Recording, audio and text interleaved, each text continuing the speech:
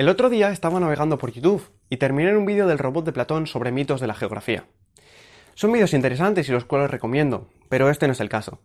El caso es que puse un mapa con los continentes, uno igualito que este.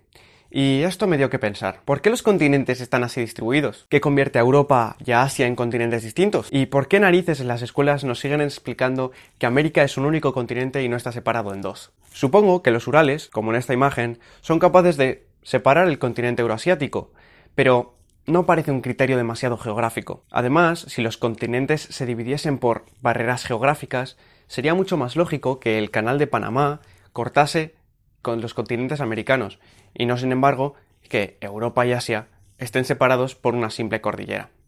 Además, como no se tiene en cuenta que América del Norte y América del Sur son continentes distintos, pese a la evidente separación geográfica, esto nos implica que los continentes deberían ser algo similar a esto, en los que Europa y Asia, como son una única masa territorial, compusiesen un único continente. E incluso como el estrecho de Panamá no es capaz de separar los continentes americano del norte y americano del sur, África, que está unido por el estrecho de Suez, como se puede ver en este mapa, debería formar un único continente del que sería el supercontinente euroasiático africano. Después de todas estas preguntas me puse a investigar, y esto es lo que he descubierto.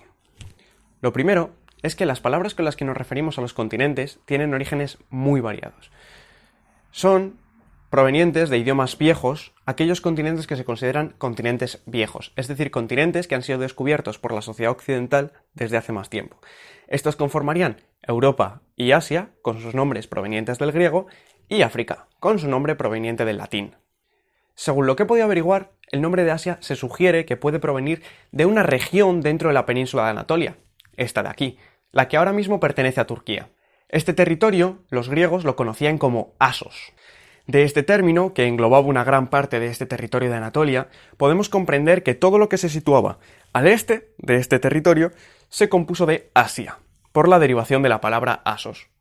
El resto del relieve, como puede ser el estrecho de Constantinopla o el mar Caspio, favoreció a que se pudiese establecer un límite entre lo que sería Europa y lo que sería Asia.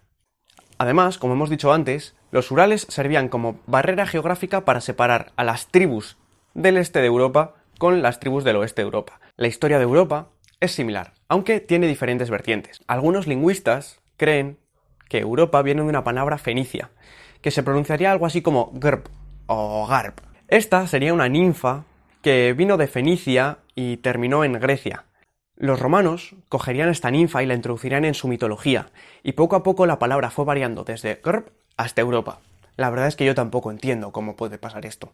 La palabra África también es una palabra robada, y pese a que no se conoce bien su origen, se cree que hace referencia a los vientos cálidos que venían del desierto sahariano. El nombre de América viene por este señor, Américo Vespucci. Américo fue un comerciante que trazó los primeros mapas de la costa americana, y como él se había encargado de darle la forma a este continente, también decidió darle su nombre. Este otro, un poco menos inteligente, se llama Konrad Meltburg y descubrió el continente que ahora conocemos como Oceanía. El problema es que este menos inteligente, en vez de llamarlo Conradia o algo así, decidió llamarlo Oceanía.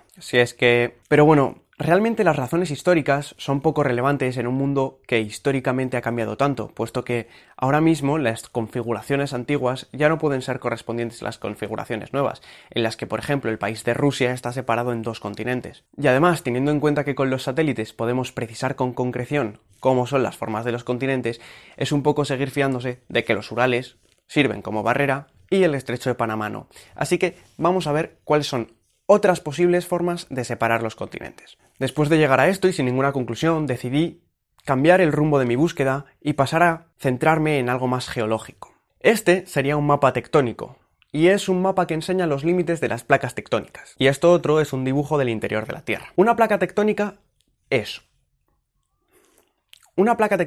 un fragmento de litosfera, esa parte de rocas que está en la superficie de la Tierra, que está suspendido y flota sobre la astenosfera. Esta es una capa más líquida. Si venimos al mapa tectónico, se confirma mi teoría. Europa y Asia deberían ser un solo continente, puesto que pertenecen a la misma placa tectónica, la placa euroasiática. Pero si nos fijamos en el mapa de placas tectónicas, también podemos ver que la India pertenece a una placa tectónica distinta. Esto nos indicaría que si nos ciñésemos al criterio de las placas tectónicas, deberíamos pensar que la India es un continente separado de Eurasia, y esto tampoco tiene demasiado sentido. Además, también podemos ver que la península arábiga sería otro continente, porque también está separado en otra placa, y que en África se está separando por lo que conocemos como el Valle del Rif, así que África tendría que ser otro continente dividido en dos. Así que tendríamos algo así como 16 continentes, si empezamos a separar cada uno de los territorios por su placa.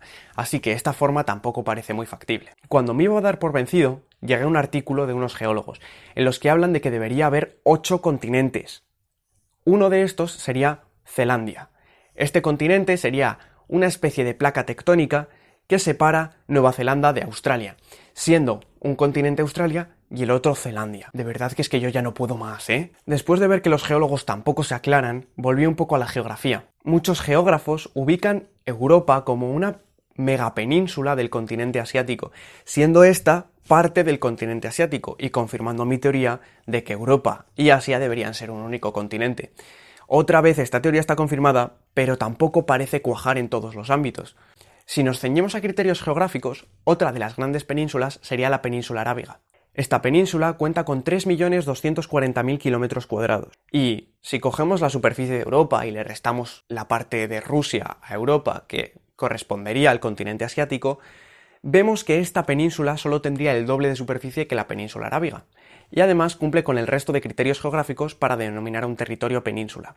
Cuantos más artículos leo sobre geógrafos, menos en claro me queda cómo se deberían dividir los continentes. Y da igual si son de la comunidad hispana que de la comunidad anglosajona, que ninguno se pone de acuerdo entre sí.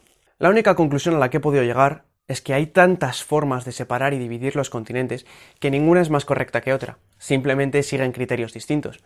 Puedes dividir los continentes en 4, en 6 o incluso en 8. Pues eso, daremos esta búsqueda por una búsqueda fallida.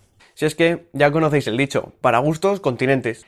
Y ya sabéis, si tenéis un rato y os mata la curiosidad, pásate por aquí abajo, que encontrarás vídeos igual o más interesantes. Nos vemos.